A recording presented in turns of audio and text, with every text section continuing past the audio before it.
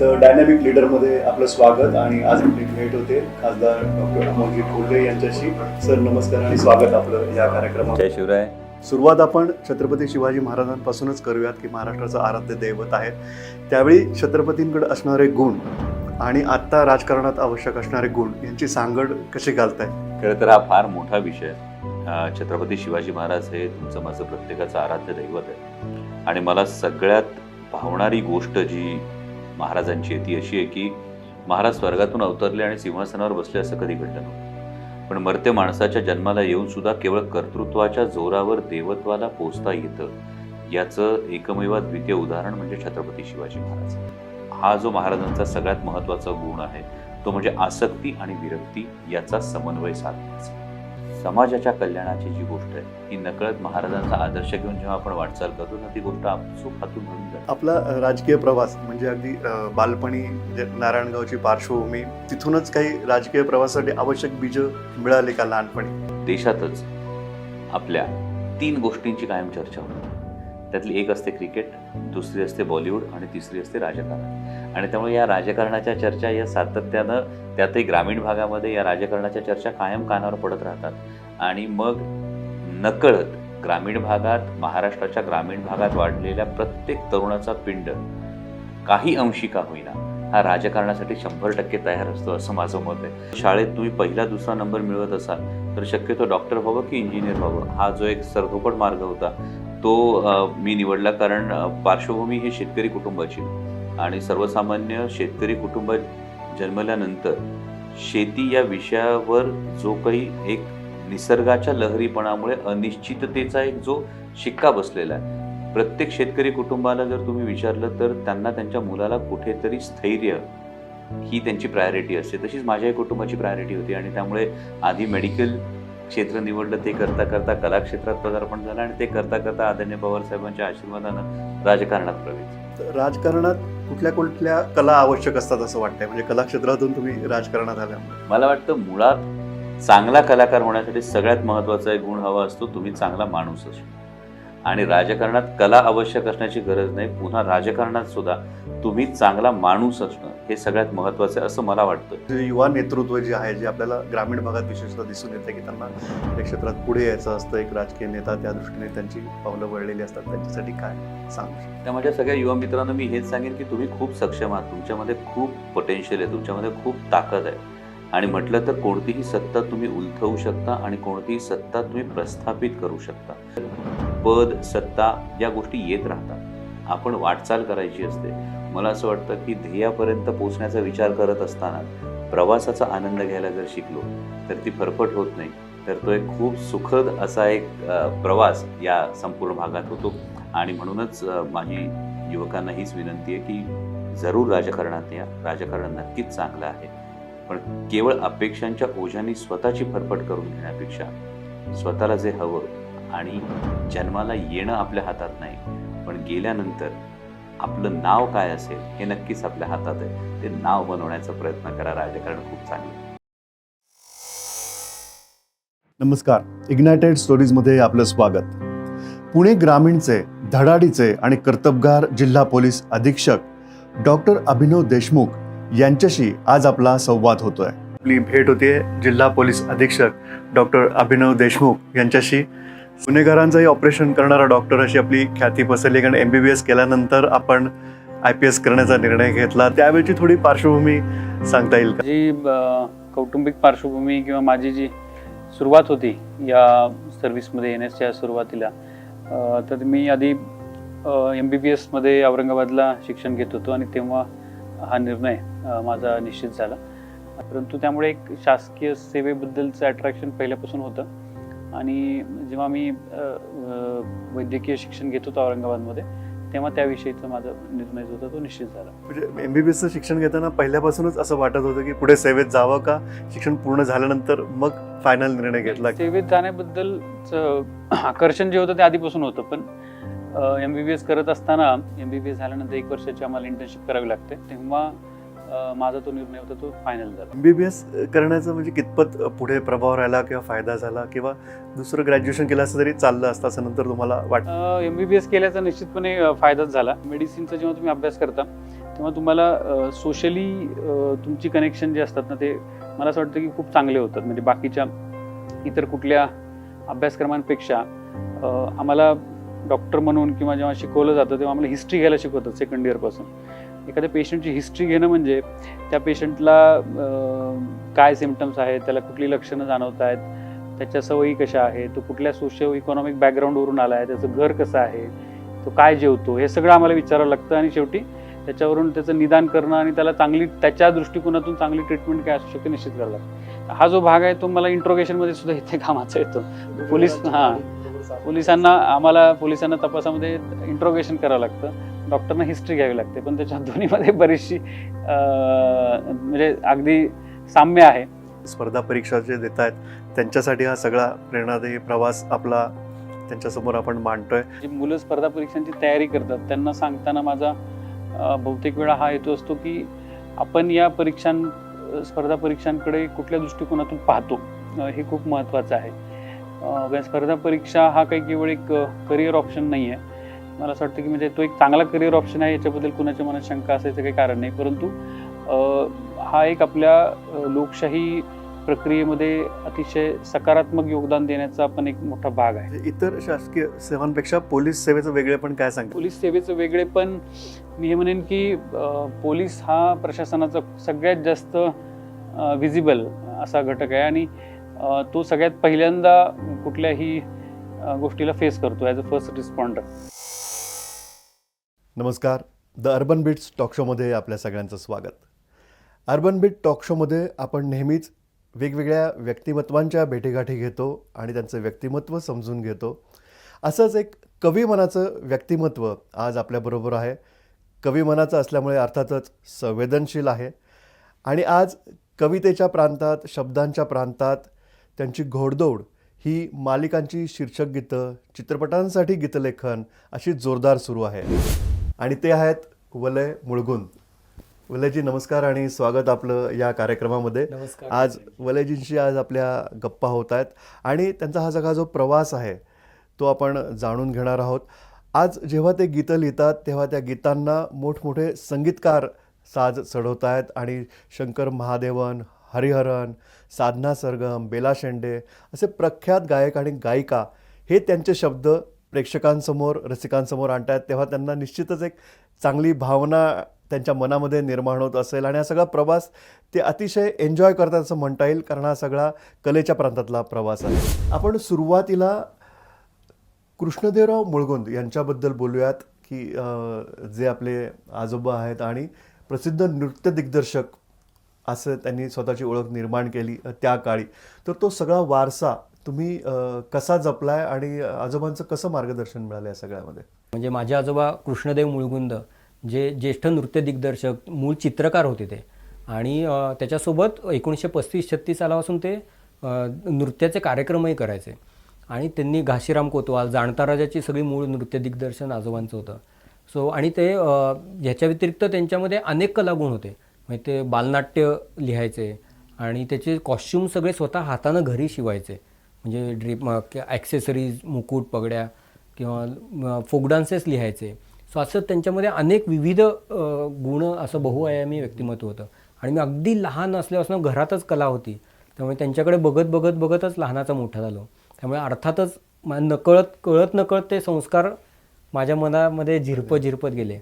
आणि कवितेचं म्हणाल ना तर खरं सांगायचं तर 9वी-10वीपर्यंत कविता तशी माझ्या आयुष्यात नव्हती. म्हणजे तोवर मला चित्रकलेचं वेळ होतं, पण काय नियती असते ती.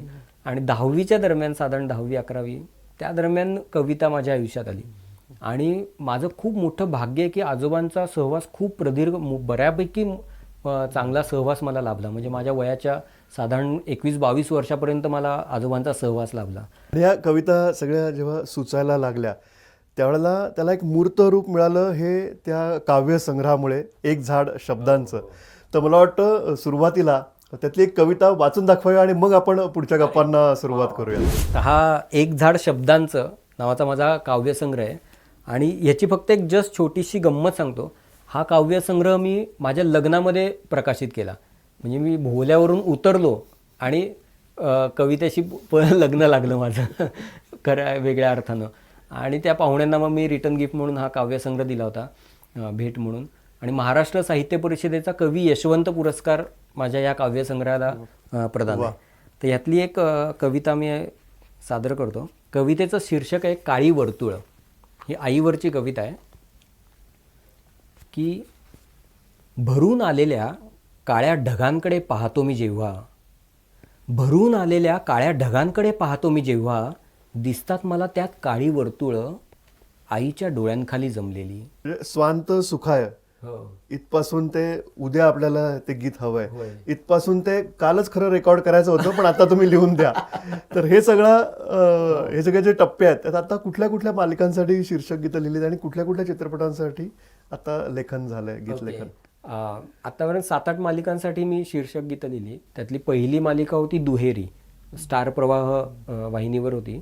आणि त्यानंतर मग गाजलेल्या मालिका म्हणजे मग 100 डेजचं गाणं गीत खूप गाजलं. म्हणजे खूपच वेगळंच काहीतरी ते भट्टी जमली होती. पंकज पडघण या संगीतकारांनी अप्रतिम चाल बांधली होती. आणि त्या संगीतकारामुळे तो एक टप्पा असा आहे आयुष्यातला की त्याच्या आधी मी बराच स्ट्रगल केला. म्हणजे माझा पहिला पिक्चर आला 8 साली आणि त्यानंतर मालिका पहिली आली 15 का 16 साली, सो 8 वर्षानंतर. सो मधल्या काळात मी 7-8 पिक्चर्स केले होते. पण मेनस्ट्रीममध्ये म्हणून जे म्हणतो आपण की इंडस्ट्रीमध्ये ओळख होणं, तर तशी नव्हती झाली. आणि कलावंताचं आयुष्य जे काही संघर्षाचं असतं तो संघर्ष चालू होताच. पण पंकज पडघण या संगीतकारामुळे मी खऱ्या अर्थानं इंडस्ट्रीला अजून जवळनं ओळखायला लागलो. आता नुकताच डिसेंबर महिन्यात बालभारती नावाचा एक चित्रपट, खूप अप्रतिम विषय आहे तो. त्या बालभारतीची गीतं मी आता नुकतीच लिहिली. आणि आता केदार शिंदे केदारदाचा बाई पण भारी देवा नावाचा एक पिक्चर येतोय. तर खूप वेगळी गोष्ट आहे. त्यातलं पण गाणं खूप सुंदर झालंय. निश्चितच बोलाय तुमच्याशी बोलून आज खूप छान वाटलं आणि या सगळ्या शब्दांमध्ये आम्ही हरवून गेलो. आणि तुमचा हा जो पुढचा प्रवास आहे तो चित्रपट लेखनापर्यंत अरे उंची नक्की तुम्ही नक्कीच या क्षेत्रामध्ये गाठणार आहात. आमच्याकडून शुभेच्छा आणि आमच्याशी बोलल्याबद्दल त्याची खूप खूप धन्यवाद. नमस्कार, अर्बन बिट्स टॉक शोमध्ये आपल्या सगळ्यांचं स्वागत. आणि आज आपण गप्पा मारतोय प्रसिद्ध गिर्यारोहक उमेश झिरपे यांच्याशी. उमेशजी नमस्कार आणि स्वागत आपलं या टॉक शोमध्ये. नमस्कार नमस्कार, धन्यवाद. अतिशय धाडसाचं असं हे फील्ड तुम्ही हे निवडलं तरुण वयातच आणि तुमची कारकीर्द सगळी अतिशय चांगली आणि उत्साहवर्धक राहिली या सगळ्या काळामध्ये. पण तरुण वयातच तुम्ही ठरवलं असणार की या प्रकारचं क्षेत्र निवडावं. तर गिरीप्रेमी संस्था तुम्ही जॉईन करेपर्यंतचा काळ किती धाडसाचा होता आणि किती त्याच्यामध्ये थ्रिल होतं? म्हणजे खरंच की तुम्ही म्हणता तसंच की तरुणपणाचा काळ म्हणण्यापेक्षा मी त्याच्याही आधी म्हणजे अगदी शाळेत असताना माझ्या शालेय जीवनातच माझं ट्रेकिंग सुरू झालं. आणि तो प्रसंगही वेगळाच झाला. म्हणजे 1978 साली त्याच्याही आधी आमच्या शाळेमध्ये म्हणजे माझं पुण्यातलं शालेय शिक्षण सगळं महाराष्ट्र मंडळाच्या कटारी हायस्कूलमध्ये झालं. आणि कॅप्टन शिवरामपंत दामलेंनी ज्या विजननी ती शाळा सुरू केली त्याच्यामध्ये गिर्यारोहण या साहसी खेळाचा ट्रेकिंग क्लब शालेय स्तराचा पहिला आमच्या शाळेमध्ये सुरू झाला महाराष्ट्रात. आणि मी योगायोगाने तिथं जायला लागलो. खरं तर त्यावेळेस मला काहीच कळत नव्हतं गिर्यारोहण काय. मी खूप भित्रा पण होतो लहानपणी. नारायणपेठेतल्या वाड्यामध्ये राहत होतो. माझी आई लवकर गेली त्यामुळं थोडा स्वभाव पण असा घाबरट होता. पण त्या ट्रेकिंग क्लबमध्ये जायला लागल्यावर मनसोक्त दऱ्याखोऱ्यात भटकायला मिळतं आहे, उंदडायला मिळतं आहे, उन्हाळा पावसाळा थंडीमध्ये, ते मला आवडू लागलं. आणि माझ्या वडिलांनी पण मला खूप पाठिंबा दिला. त्यांनाही खरं तर काही माहिती नव्हतं की आपला मुलगा ट्रेकिंग म्हणजे काय करतो आहे. पण माझ्यामध्ये जे काही बदल नकळत होत होते, माझ्यामध्ये साहसी वृत्ती जी काही वाढीस लागत हे त्यांना जाणवलं आणि त्यांनी प्रोत्साहन दिलं. आणि त्याच्यातून 1978 साली मला पहिल्यांदा हिमालयात जायचा योग आला. आमच्या शाळेचा व्हॅली ऑफ फ्लॉवर्सला जो ट्रेक झाला तेव्हा मी पहिल्यांदा हिमालयात 30 दिवसासाठी गेलो. आणि तिथून जो प्रवास सुरू झाला तो आज तगेत चालू आहे. म्हणजे ती जी सुरुवात होती तुम्हाला जे सगळ्यांचं स्वप्न असतं त्या माउंट एव्हरेस्टच्या शिखरापर्यंत घेऊन गेली, त्याच्याबद्दल ऐकायला नक्कीच आवडेल. 2012 साली तुमच्या नेतृत्वाखाली माउंट एव्हरेस्ट शिखर जेव्हा सर झालं तो क्षण कसा होता? हो, कारण मी गिरीप्रेमीत जॉईन झालो आणि मी संजय डोईफोडे, फौजदार, माझ्या इतर सहकारी आम्ही सगळ्यांनी खूप वेगवेगळ्या मोहिमा हिमालयात सुरू केल्या. त्याच्यामध्ये खूप चांगल्या उल्लेखनीय मोहिमा झाल्या. मग त्याच्यामध्ये माउंट मंदा असेल, सुदर्शन, थेलू, सतोपंत अशा वेगवेगळ्या मोहिमांचं आयोजन गिरीप्रेमीतून चालू होतं.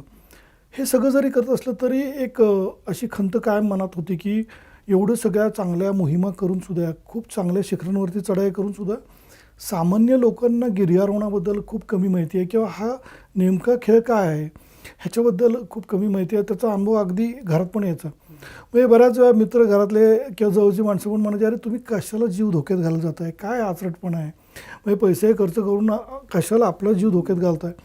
पण ते तसं नसतं. गिर्यारोहण म्हणजे काय असतं. मग हे कसं लोकांना समजवायचं ह्या सगळ्या विचारत असताना एक घटना घडली आणि त्याच्यामुळं मी 2007 साली या सगळ्या प्रकाराकडे खूप सिरियसली बघायला लागलो. आणि माझ्या मनात मी घेतलं की आपण आपल्या खेळाचं ब्रँडिंग करायचं आणि त्याच्यातून माउंट एव्हरेस्टवरती जायची कल्पना आली. जगातलं सर्वोच्च शिखर जे सगळ्यांना माहिती आहे. भारताच्या त्यावेळेच्या राष्ट्रपती माननीय प्रतिभाताई पाटील त्यांनी या मोहिमेला फ्लॅग ऑफ केला, म्हणजे तिरंगा ध्वज भारताचा प्रदान केला. तो खूप वेगळा क्षण होता आमच्या सगळ्यांच्या आयुष्यात. आणि तो झेंडा 19 मे 2012 या दिवशी एकदा नाही दोनदा नाही तब्बल 8 वेळा एव्हरेस्टच्या शिखरमाथ्यावर फडकला. हे भारताच्या गिर्यारोहणात एक इतिहास घडला. आज माझ्या संघात 12 एव्हरेस्ट शिखरवीर आहेत. हे सुद्धा एक वेगळं रेकॉर्ड आहे. निश्चितच हा एक धाडसी खेळ म्हणता येईल. धाडसी गिर्यारोहणाचा हा जो प्रकार आहे त्यातले सावधानता काय घ्यायला पाहिजे, कशी काळजी घ्यायला पाहिजे, थोडंसं तुमच्या बोलण्यातून आत्ता जाणवलं. पण आज तुम्ही एक मार्गदर्शक म्हणून सगळ्यांच्या समोर आहात आणि अनेक जणांना तुम्ही या क्षेत्राची माहिती देताय. पण आता सध्याच्या काळात म्हणजे हा थोडासा वेगळा विषय होईल पण सगळ्यांसाठी महत्त्वाचा विषय आहे की साहसी पर्यटन हे उदयाला आलं असं म्हणता येईल. कारण खूप संस्था झाल्या आहेत आणि ते सगळेजणच गव्हर्नमेंटचा नॉर्म फॉलो करतात की नाही माहिती नाही. आणि आपण स्वतः राज्य शासनाच्या एका संस्थेवरती सुद्धा आहात. तर काय सांगता येईल या सगळ्या साहसी पर्यटनाबद्दल? खरं आहे की आम्ही या सगळ्या मोहिमा करताना आमचा उद्देश पण हाच होता की गिर्यारोहण अनेकांनी करावं. कारण गिर्यारोहण सगळ्यांनी करावं म्हणजे फक्त सगळ्यांनी एव्हरेस्टला जावं किंवा मोठ्या पिकवर जावं असं नाही आहे. पण डोंगरांवरती जाऊन चढाई उतराई करावं हा त्यामागचा हेतू आहे. आणि ते सगळ्यांना जमू शकतं. आणि हे करून काय होतं तर नक्कीच व्यक्तीचं संपूर्ण आयुष्य बदलतं. इतकं सुंदर हा एक लाईफस्टाईल आहे. पण अलीकडं काय झालं की आपण सगळेजण साहसी पर्यटन हे मोठ्या प्रमाणात उदयास आलं आहे आणि ते चांगलं पण आहे. त्यातून अनेकांना वेगवेगळ्या प्रकारचा रोजगार पण उपलब्ध होतो आहे. पण हे सगळं होत असताना हे क्षेत्र खूप मोठ्या प्रमाणात विस्तारलं आहे आणि हे विस्तारत असताना त्याच्यामध्ये काही चुकीचे प्रकार पण घडत आहेत. आपण जर आत्ता हल्ली पाहिलं तर अगदी दर शनिवारावरी मोठ्या प्रमाणात म्हणजे हजारोच्या संख्येने किल्ल्यांवरती गर्दी होती आहे. अगदी काही दिवसांपूर्वी कळसुबाई म्हणजे 31 डिसेंबरला कळसुबाई या शिखरावरती सुमारे 10,000 पर्यटक होते. आणि असं सगळं जेव्हा होतं त्यावेळेस तिथली सगळी व्यवस्था कोलमडते. कारण त्या किल्ल्यांची किंवा त्या डोंगरांची कॅरिंग कॅपॅसिटी तेवढी नसते. अनेक लोक काही वेगळ्या हेतूनी भटकंती करतात. काही इथिक्स जे आहेत ते पाळत नाहीत आणि मग त्याच्यातून अपघात होतात. अगदी मृत्यू पण झालेले आपण पाहतो आहे. तर मला वाटतं हे सगळं टाळलं गेलं पाहिजे. ह्याचे टाळण्यासाठी काही गोष्टी आहेत की त्या गोष्टी म्हणजे जे कोणी ह्याचं सगळं आयोजन करत आहेत त्यांनी याचं खूप काळजीपूर्वक आयोजन केलं पाहिजे. कारण प्रत्येक वेळेस साहस करताना एक लक्षात ठेवलं पाहिजे, कुठलीही साहसी कृती करताना साहस म्हटलं की धोका मागोमाग आलाच आणि मग तो धोका आपण टाळला पाहिजे. त्यासाठी आपण जी काही कृती करणार आहोत, ज्या ॲक्टिव्हिटीमध्ये सहभाग, त्याची पूर्ण माहिती, चांगल्या पद्धतीने त्याचं आयोजन, आपण त्याच्यासाठी सक्षम आहोत का हे पाहिलं पाहिजे. आणि आपण कुणाबरोबर जातो आहे ती लोकं पण सक्षम आहेत का या गोष्टी पाहूनच या सगळ्यामध्ये सहभाग घेतला पाहिजे. नक्कीच पुढची ही जी पिढी आहे, तरुण पिढी आहे, ती साहसी तसंच तुम्ही म्हणता त्याप्रमाणे सुरक्षित पर्यटनाकडे लक्ष देईल आणि या क्षेत्रामध्ये नक्कीच स्वतःचा एक ठसा उमटवेल. तुम्हालाही तुमच्या सगळ्या पुढच्या मोहिमांबद्दल शुभेच्छा आणि तुमच्या सगळ्या कार्यासाठी शुभेच्छा. आणि अर्बन बेट्स टॉक शोमध्ये बोलल्याबद्दल आम्हा सर्वांतर्फे तुमचे आभार. थँक्यू.